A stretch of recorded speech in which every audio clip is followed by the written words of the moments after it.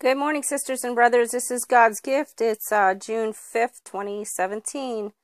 I believe the Lord is showing me something really, really cool in Exodus 19. It says, in the third month, which we're in now, when the children of Israel were gone forth out of the land of Egypt, the same day came they into the wilderness of Sinai. Sinai is, it means thorn. Then it says, For they were departed from Rephaim, and were come to the desert of Sinai, or the desert of thorns. And they had pitched in the wilderness, and there in Israel camped before the mount. And Moses, which Moses means he's the lawgiver. We know he is the lawgiver. And Moses went up to God, and the Lord called unto him out of the mountains, saying, Thus shalt thou say, the house of Jacob, and tell the children of Israel, Ye have seen what I did to the Egyptians, and how I bare you on eagle's wings, and brought you unto myself. We know that those who leave on eagle's wings. Now therefore, if ye will obey my voice, indeed, and keep my covenant, ye shall be peculiar treasure. That means brought unto him.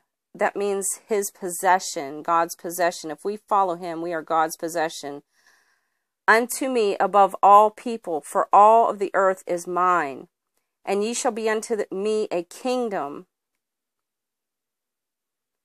Kingdom means royal. Right here it says royal. So we are royal priest and holy nation. And nation, if you look at it, it means a nation of people. Usually it means, if you look up, it doesn't say in here, but it's usually the Gentiles, anything that is not of Israel. So I don't see it in this version here on eSword, but that's what it means. These are the words in which thou speak unto the children of Israel. And Moses, the lawgiver, came and called for the elders of the people, and laid before their faces all these words which the Lord commanded him. I'm getting somewhere on this, so hang in there with me, sisters and brothers.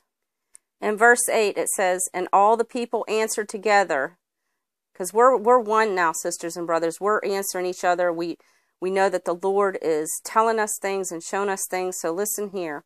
And all the people answered together and said, All that the Lord has spoken we will do. We're doing that.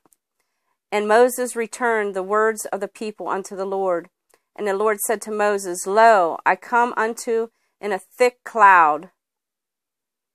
A thick cloud in some versions represents a covering. So a covering cloud, that the people may hear when I speak with thee, and believe thee forever. So we know he's speaking to us, and we believe him. And Moses told the words of the people unto the Lord. Verse 10, And the Lord said unto Moses, Go unto the people and sanctify them. That means set them apart, make them holy.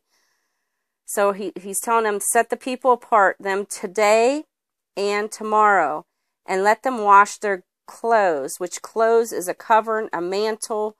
And it also means raiment. We know our raiment are white when we are changed. So he's telling us to wash our clothes and be ready. Verse 11, And be ready against the third day. For the third day the Lord will come down in the sight of all people upon the Mount Sinai. Sinai is thorns, means thorns. So he's telling us the third day, sisters and brothers, that's Sunday, Monday, Tuesday is the third day.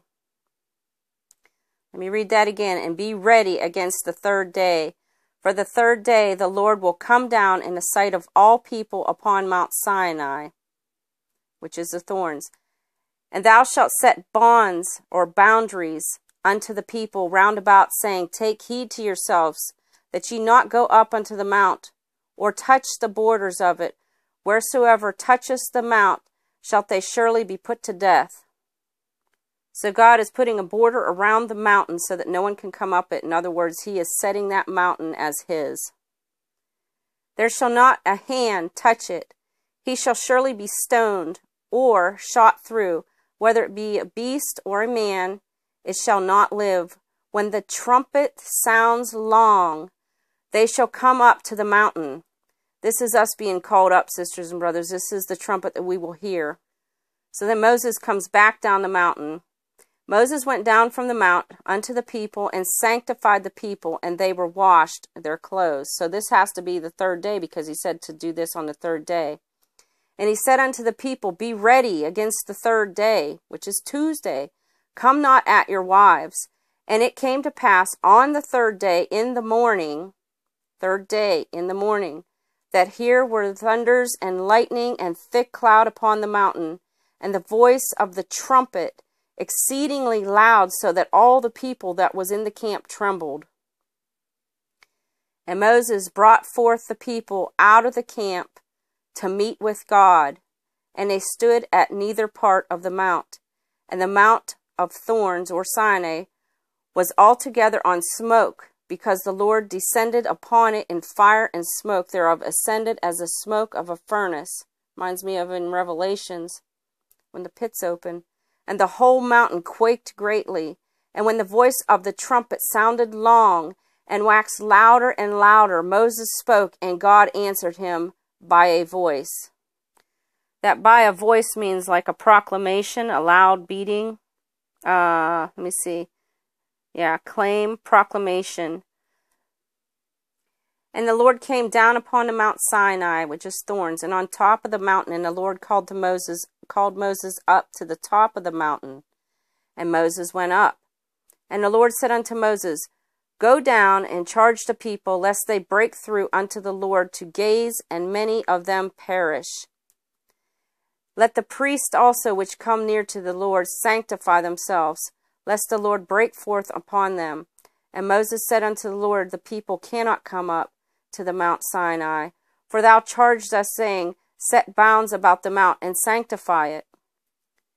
And the Lord said unto him, Away, or go, get thee down, and thou shalt come up, thou Aaron, with thee, but let not the priest and the people break through to come up unto the Lord, lest he break forth upon them. So Moses went down unto the people, and he spoke to them.